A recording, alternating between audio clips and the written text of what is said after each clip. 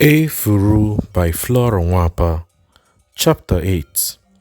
A few weeks after, the doctor came home on a visit and Efuru went to see him. As usual, the doctor was very happy to see her. He came out from his room and embraced her. "Come in and tell me everything about yourself." "Wait," he said very warmly. "I bought you a piece of cloth from Onitsha. Let me go and fetch it." The doctor came out with a piece of Dutch print and gave it to Efuru. "Thank you very much," Efuru said very shyly. "Please, what is your salutation name?" "Adishi Emeya," the doctor said, laughing. "Adishi Emeya," Efuru said and bowed low. "Come, tell me about yourself. What has happened to you since I saw you last?" "Nothing has happened exactly. I have been living in my father's house. My trade is going well, and Adizwa is not yet back from his journey."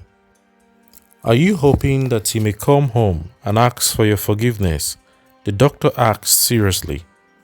"No, I have refused him. As far as I am concerned, I am not his wife anymore." "Has anybody come?" For an answer, Efuru began to laugh. "Tell me," the doctor teased. "Yes, a suitor has come. He is pleasing to my eyes. I have agreed to marry him." "I am glad to hear this. Who is the man? Do I know him?" "I don't know whether you know him or not. He is called Eneberi Uberife. He went to school and they call him Giribat." The doctor laughed and Efuru laughed, knowing that she did not pronounce the name well. "Is that now what they call him? You who went to school know how to pronounce these names. I did not go to school with you." "I don't think I have heard that name before. What does he do?" "He has a small stall in the market where he sells odd things. Sometimes he goes to Onitsha and to the great river buying yams and other things." "Has he been married before?" the doctor asked. "No, he has not been married before." "He must be young then, for our people marry young." "Yes, he is quite young. We are in the same age group, and I knew him as a boy. He should be a few months older than I am." "And he has not married? Why has he not married?" asked the doctor. "You forget that he went to school, and that those who go to school do not marry early." "I am glad about Eneberi. Has he seen your father yet?" "He has paid 1 or 2 visits to my father, but he has not told him that he wants to marry me."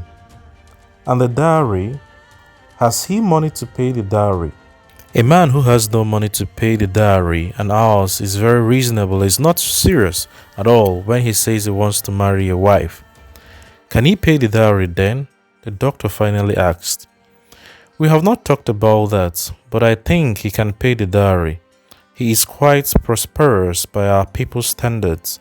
I am sure that he can pay the dowry without feeling the pinch at all." "Adizwa is a fool. You were a gift given to him. He could not appreciate what he had. He did not know the value of what he had. We men are like that sometimes. Tell me when Eneberi brings wine to your father." "What about that man I operated on? How is he?" "My mate's father? He is well. I have not seen him for some time now though. But there is nothing wrong. If there was anything wrong, he would have come to me. I have another case now. It is an old woman this time. She has a bad leg. Since I was a child, she has always had a dirty bandage on that leg. I won't be staying long this time, so bring her to me tomorrow." Efuru and the doctor talked generally for a while, and Efuru got up to go. "Thank you very much for the clothes. Adishi Emeya, thank you. You have done well." "Don't worry, go well," the doctor said. The next day, Efuru brought Nona to the doctor. Her leg was examined. It would take a long time to heal, the doctor said to Efuru after the examination. She had a bad sore, and she allowed it to eat into the bones. "I shall send her to the hospital where she will have an operation. So bring her anytime next week, and we shall see what we can do for her." Nonna was overjoyed. She had a daughter who was married and had children. One of the children could go with her to the hospital because she would need someone to cook for her since the hospital did not provide food for its patients. It was arranged and Efuru had to buy them a few things they needed, like yams, fish, pepper and salt. She paid the fare to Onitsha and gave Nona a few shillings as pocket money. The leg took time to heal, and they were in the hospital for over a month. One day, Efuru and Ogie came to see Nona in the hospital. They brought her live Oguna fish. Oguna fish take a long time to die. If you have them in a big basin full of water, they live for as long as you wish them to live, provided you change the water occasionally and the basin is large enough to give them ample space for swimming. Anytime Nona's granddaughter wanted to cook for her grandmother, she would take 2 Oguna fish, kill them, and use them in cooking. One day, the girl went to the stream, and when she came back, she saw that the pot of soup she had cooked for her grandmother was gone. Somebody had come while she was away and took her pot of soup. She sat down and wept. She told her grandmother, who consoled her and begged her to go and cook another soup. The little girl cooked another pot of soup. In the morning, she went to the stream, and as she was coming back, she heard someone yelling. The person was in great pain. She walked very fast, and by the time she got to the hospital, there was a crowd of people near the kitchen. The yelling had not stopped. "What is the matter?" she asked as she put her water pot down. "Somebody was stealing your fish, and God caught her red-handed. Please help us remove the head of the fish from her hand." "She has been justly punished," said one of the male nurses from the hospital who came out when the woman yelled for help. "Didn't I say that our gods are awake? Didn't I warn that nobody should steal my things because our gods will visit the thief? So I said, and it has happened as I said." "Do something, little girl. Don't you see that the woman is in agony?" one of the people in the crowd said. "Our gods have fought for me today. The woman of our lake has fought for one of our daughters today. Where is the woman? Where is she? Give way, everybody." The little girl held the woman's hand with one hand. She tapped the fish on the head, just a gentle tap, and the fish dropped. The people were amazed. "How did she do that?" they asked one another. "Don't you see that there is a technique employed? We were pulling the fish, but she simply tapped the head of the little fish," said one of the bright ones in the crowd. "You will not steal again," the male nurse told the woman as he took her to the hospital to give her first aid. "You will not steal again. When you come to this hospital, you behave as if you have not seen food all your life. You steal pepper, you steal salt, and you steal soup cooked for another patient. Anyway, you see fresh fish. In future, you remember today. Look at your mouth. Do you know how to eat fresh fish? Have you ever seen fresh fish in your home to come here and steal fresh fish?" Nona's granddaughter remembered this incident all her life. She told it to everybody at home 10 times over, adding that after the incident, all the people in the hospital feared her. She could leave her wood, soup, meat, pepper, salt, anything at all in the kitchen and come back to find it where she had left it untouched. They spent 2 months in the hospital and Nona came home cured. She was looking very fit and went to see Efuru as soon as they arrived home. Efuru was out, but her father was in. "Nwashike Ogene, are you home?" Nona called. "Who is that my sister calling me?" "It is Nona. I am back. I have come to say thank you. Your daughter is a good woman. She has cured me. Come and see," she said. Efuru's father came out. Nona bowed to him. "Agundo," she greeted. "Ezuri," Efuru's father greeted her. "Are you back? Did you go well?" he asked. "I am back, our Nwashike. I am back. Your daughter has saved my life. I am well now. Your daughter is a good woman. A good husband will meet her. Good fortune will meet her. She will live long, nothing will happen to her. Her house will be filled with children. Welcome, Nona, Efuru's father said again. Efuru is not in. No, Efuru is not in, he said. She has gone to collect money from her debtors. But wait, don't go yet. Let's have a cola before you go. Kola nut was brought, and Efuru's father broke it and took a piece and passed it on to Nona. Tell me what happened, Efuru's father said. Mwashike, the white men are little gods. I did not know what really happened, but I was told that I was going to be operated on. So one day, I was wheeled into a big room where I saw different kinds of instruments. I saw men and women in white clothes. They covered their mouths and noses with white clothes. They were all very busy and all their attention was on me. I was given something to inhale, and when I inhaled it, I did not know what happened again. When I opened my eyes, I saw that I was in a large room. Please thank your daughter for me, and the doctor also. He came every day to see me. Welcome home. I shall thank Efuru when she comes back. The woman got up, greeted Efuru's father again, and went away. About a week after Nona had returned from the hospital, her daughter and her husband and her son and his wife came to thank Efuru for what she had done for Nona. Efuru was in, and Gilbert was there also. When they exchanged greetings, Efuru brought out cola and offered them.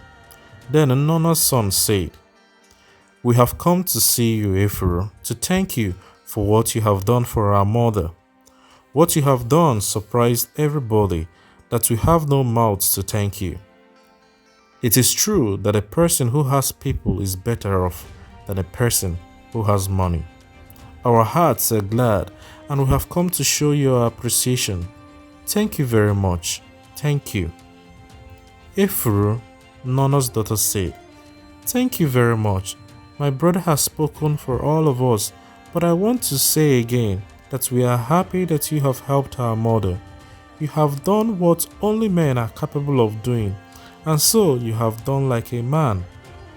We have no words to thank you, only God will thank you for what you have done for our mother. So thank you very much." "You have done well to come and thank me," Efuru said shyly.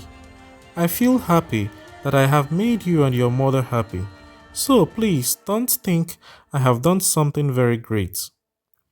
Ajanapu's voice was heard from a distance as Efuru's visitors were leaving. "Our Nona," she called, "are you in?" There was no answer. Nona's daughter told her that she was not at home. "Oh, is that you, my daughter? You are coming from Efuru?" "Yes, we went to Efuru to thank her for what she did for our mother." "You did well to go, for we don't know tomorrow. Tomorrow is pregnant, as we say." "Is she at home?" "Yes, she is at home," the woman said, wondering what Ajanapu meant. "Is Efuru at home?"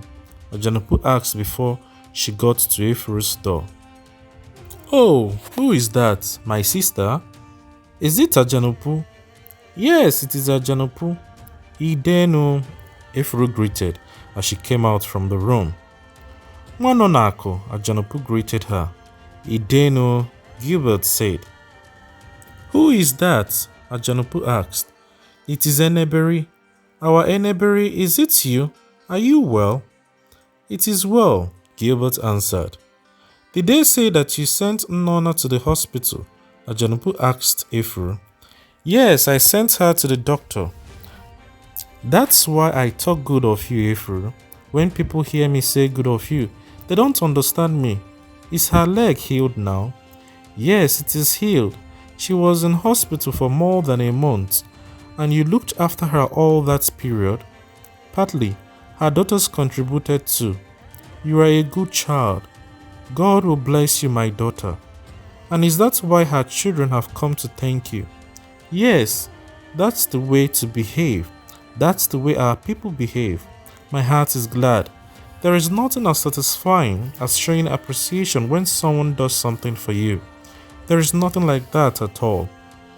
And did Nwusu and Nwabata show all that gratitude? Yes, they came and thanked me, Efuru said. That was not enough. They should have sent people to help them thank you. Don't you see how Nona is broadcasting the news? That's what should be done. In a short time, everybody will know. That's how to show you are grateful for what has been done. Eneberi, Ajanapu went on. I did not see your mother the day I went to your house, but I heard the good news, and so I came. I don't believe in hearsay. When I tell my own lies, I mention the name of the person who told me. Ojoru told me yesterday that Eneberi wants to marry you, Efuru. Is it true? Efuru began to laugh. She went into the room. Why are you laughing? Did I not hear well? If I did not hear well, tell me. Eneberi, is it true? Yes, it is true. I want to marry Efuru, Gilbert said. It is not fair. Honestly, it is not fair, Efuru. Come out and be ashamed of yourself. Why did I hear this outside and not from you? Efuru, this is very much unlike you. Why have you treated me in this way? Why? As if I don't count anymore. Or is it because I am Adizwa's mother's sister? Perhaps you thought I was going to tell her about it or what? I don't know. This is bad. I am going. Please, Hajanopu, don't go. Let me explain to you. Efuru pleaded. Alright, explain to me. Give me your reason for not telling me. I finally agreed to marry Eneberi only about 8 days ago. We have not made it public yet, and you know how people talk. Don't worry, Ajanopu. You know that you are my mother today. Before I do anything, I must consult you. Only that you did not consult me in this case. But never mind, I am glad it is Eneberi. Eneberi, you have got a good wife. Look after her well, and you can see that you are blessed. Efuru, Eneberi is a good man. He is very responsible and will take care of you. But Eneberi, have you told your mother about Efuru? Yes, I have told her, and she has no objections whatever, Gilbert said. I am glad that she does not object. You know that I don't look at people when I talk to them. Eneberi, if I don't say it to you, I won't say it to anybody. Your mother is difficult to please. She is going to give Efuru trouble. I am sorry to say it, but it is true. You are going to help Efuru in seeing that your mother does not interfere too much in your affairs, since you and your mother are going to live in the same compound. Efuru, Ajanapu went on, I know you can live with the devil himself. You are going to follow your mother-in-law with sense. With sense, I say. You are not a child, so I trust you will be in control of everything. When your mother-in-law talks harshly to you, do not answer back. I am going. That's how I talk to my own. But she did not go. She hissed and continued. Adizwa, the broken one, he can die wherever he is with that worthless woman of his. A man who was asked to eat on a plate and he preferred to eat on the floor. Serves him right. She went at last. Gilbert and Efuru discussed the carrying of wine to Efuru's father, and Efuru saw him off to the Iroko tree and came back. As she was coming back, she was stopped by a woman she did not know. The daughter of Nwashike Ogene, the family who cooked goats with plenty pot, the family whose ancestors killed leopards with their bare hands, the daughter of a great man. Thank you for what you did to your sister Nona. Thank you, my daughter. That's how sisters should behave to sisters. Thank you, Mboma Imekao. Thank you, mother, Efuru said. She did not know her, but she had to pretend that she knew her, otherwise she would be offended. Mother, she said, are you well? Are the children well? We are well, my daughter. It is hunger. Let it be hunger, not ill health. Ill health is worse. Yes, ill health is worse, my daughter. That night, Gilbert and some members of his family went to Efuru's father's house. They brought with them kola nuts, palm wine, homemade gin, and schnapps. Gilbert's people and Efuru's people filled the obi of Efuru's father. Gilbert's relatives told the people why they had come, and Efuru was asked whether they should drink wine. Efuru asked them to drink. After the wine, the dowry was settled, and Gilbert paid in cash. You have done like a man, Efuru's father said to him. Men of these days are not as responsible as we were in our days. They want to marry wives, but they don't sit down and count the cost. Appearances are sometimes deceptive, but as I can see, you look good and responsible. Look after my daughter well, don't ill-treat her. Both of you are adults, so one does not have to talk too much. She has had a bad and unhappy experience. Her former husband rough-handled her. Don't treat her like that. She is a good woman. I don't say this because she is my daughter. I say it because it is true. So live in peace with her. Efuru, my daughter, come here. Efuru came and knelt down in front of her father. You married Adizo without my consent, but I prayed our ancestors to make your marriage a success. We are forgiven in our family. This is your husband, take care of him, and he will take care of you. Don't speak harshly to him. If he annoys you, wait until you go to bed, then ask him softly why he annoyed you. He will explain. Respect your husband and your husband's people. Always greet them well. It costs nothing to be cautious to people. Our people thank you for coming, and my daughter's husband's people, thank you also for coming. You all have seen the dowry. It is 12 pounds and 10 shillings. My son-in-law has done like a man. You know that my daughter married Adizo before, and he deserted her for another woman. My daughter has seen a husband, and the custom is that the dowry is to be returned to Adizo's people. We shall wait for them according to the customs of our people. When his people come, we shall give them back their money. My daughter had one daughter from that marriage, and as the gods would have it, she died. When Adizo's people come, we shall give them their dowry, and nothing more will connect us with that family. So the gods have willed it, so will it be. So it will be, so it will be, the people said. The people drank into the early hours of the morning. Efuru took the jar to Gilbert's house.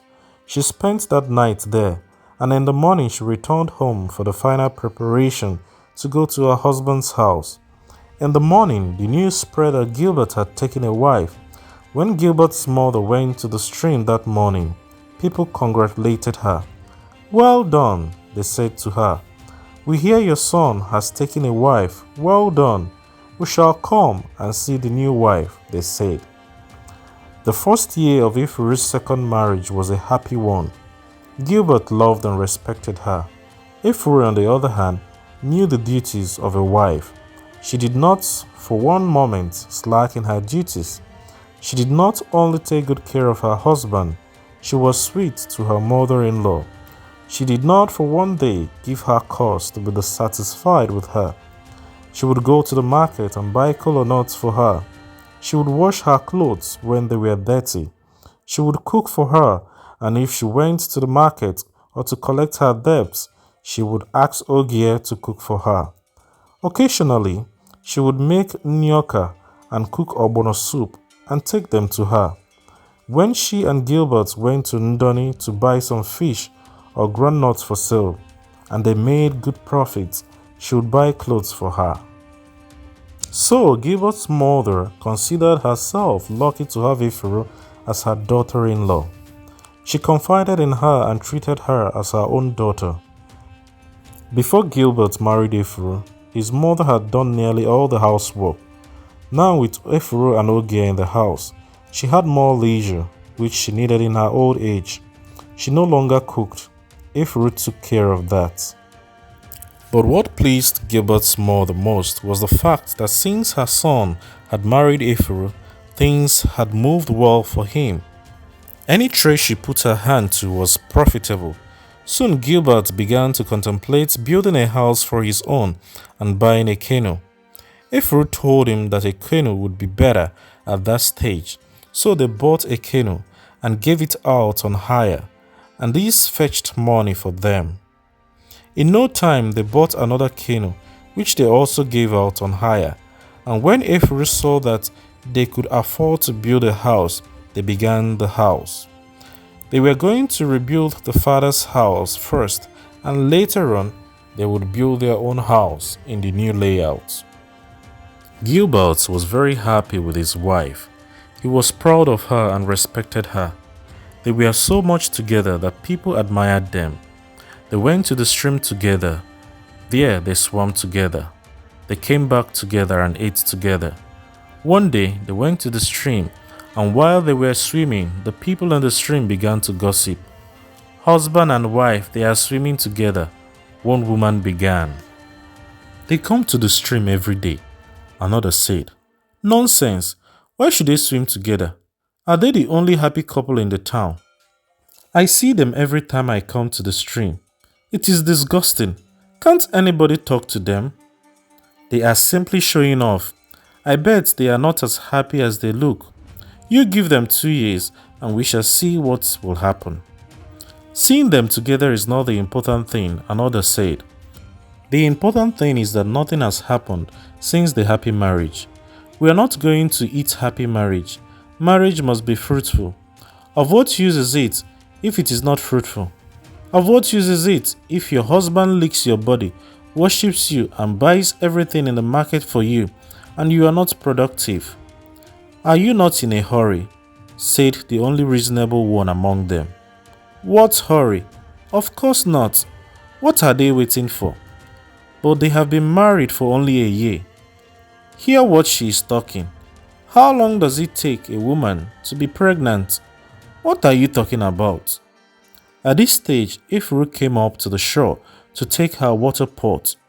Did you come to the stream? She asked them, calling them by names, one by one, and greeting them.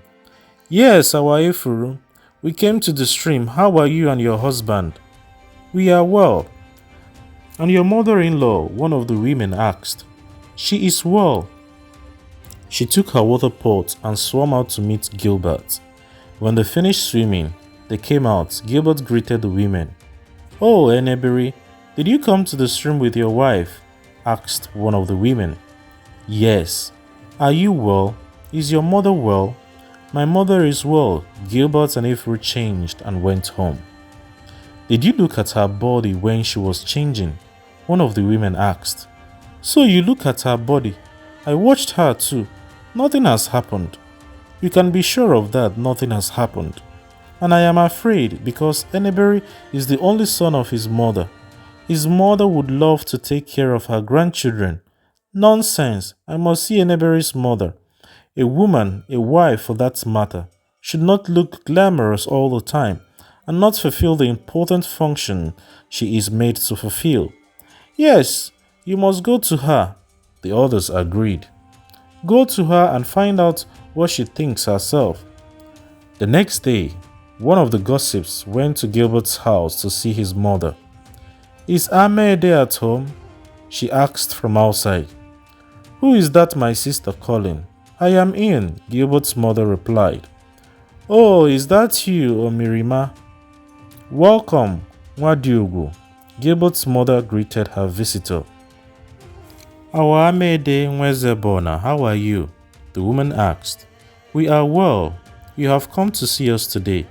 Yes, I have come to see you today. Is it well? It is very well. I just said I should call on you today. It is very well. Gilbert's mother called someone who brought cola. I took some purgative medicine. I won't take cola.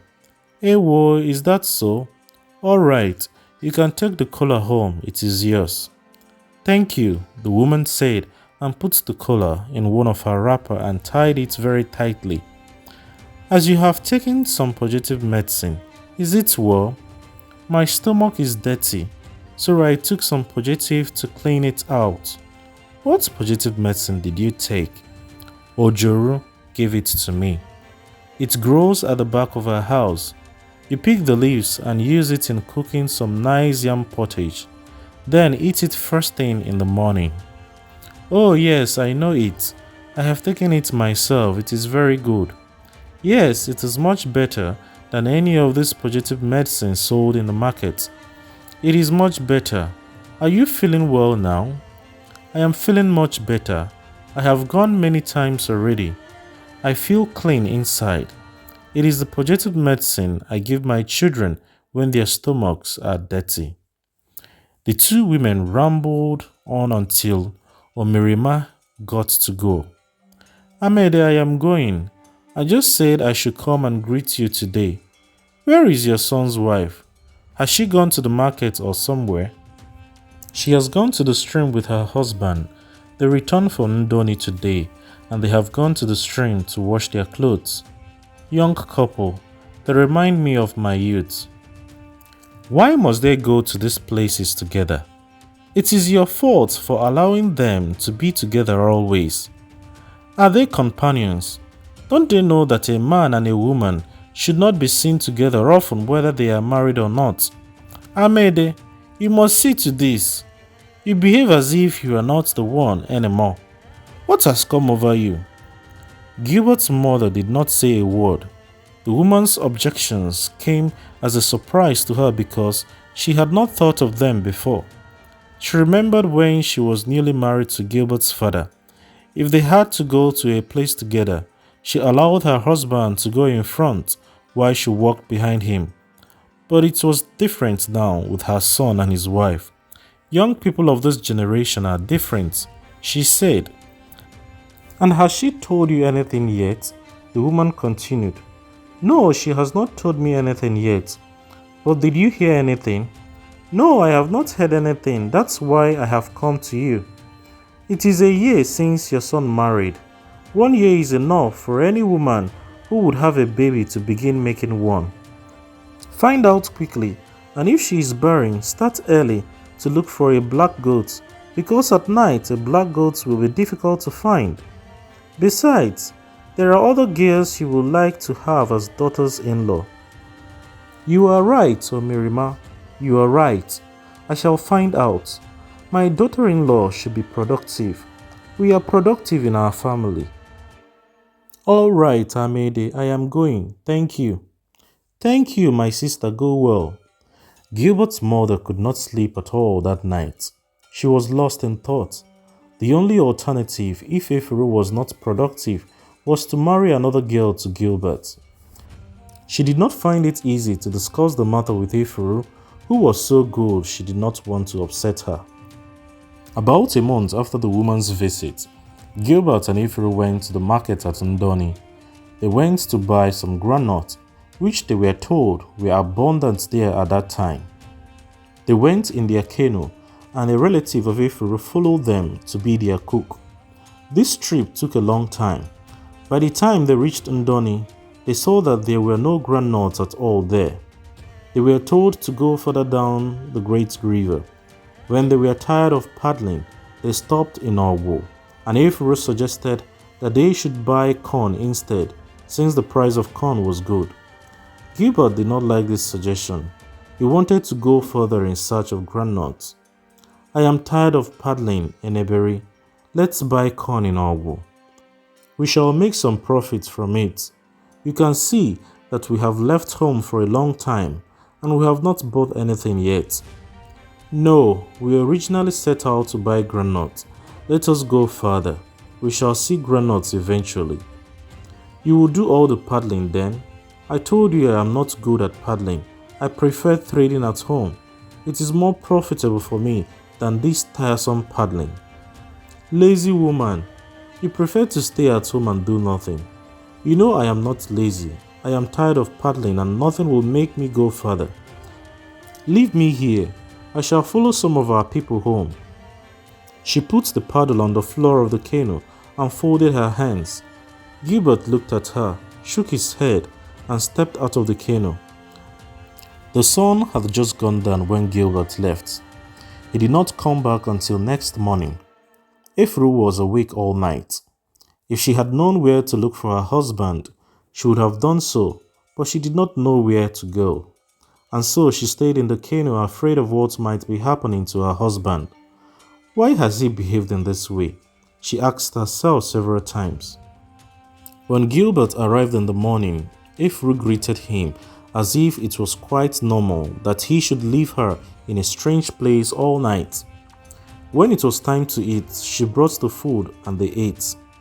"Are you ready to go this morning?" Gilbert asked. That was the first thing he said to her. "Where, my husband?" Efuru asked sweetly. "To where we can buy some groundnuts," Gilbert replied. "I won't go farther, my husband, and if you like, you can spend another night in Owo. We have been told that to get groundnuts at this time, we have to paddle very far into the great river. I cannot paddle, but if you insist on going, I won't stop you. Only leave me here." "When can we buy the corn then?" Gilbert asked. "When you are ready," Efuru replied, trying very hard to suppress her anger. After breakfast, they went to the market and bought some corn. All along, Gilbert was not happy with the purchases, but Efuru did not mind him. She went ahead, arranged for carriers to carry the bags to the canoe, and with their help, the bags were neatly packed. "If you don't mind, we can leave this evening. You can see that the great river is calm," Efuru suggested. "I am not leaving tonight," Gilbert said. "Oh, you want to spend another night in the town? I won't stop you, but remember that thieves could come at night and steal all the corn we have bought. Then we shall go home empty-handed. It will be your folly, and I shall tell mother how it happened." Gilbert did not say a word. When it was night, he went out. He came back at about midnight, and they started the homeward journey. 2 years passed, and Efuru was still not pregnant.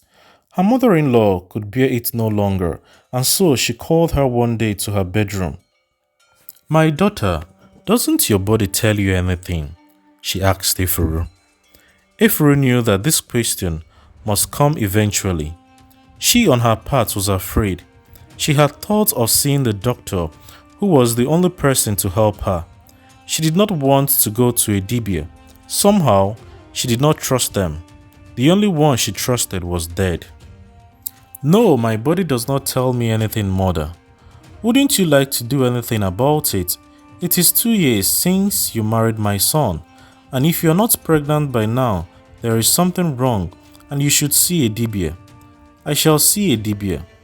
"You will do something about it," her mother-in-law said. "Yes, we shall do something about it. I shall see Eneberi first." Efuru and Gilbert talked at length how best to solve the problem. At last, they agreed that Efuru should see the doctor. She was not to wait for the doctor to come. She was to go to Onitsha, where the doctor had his clinic.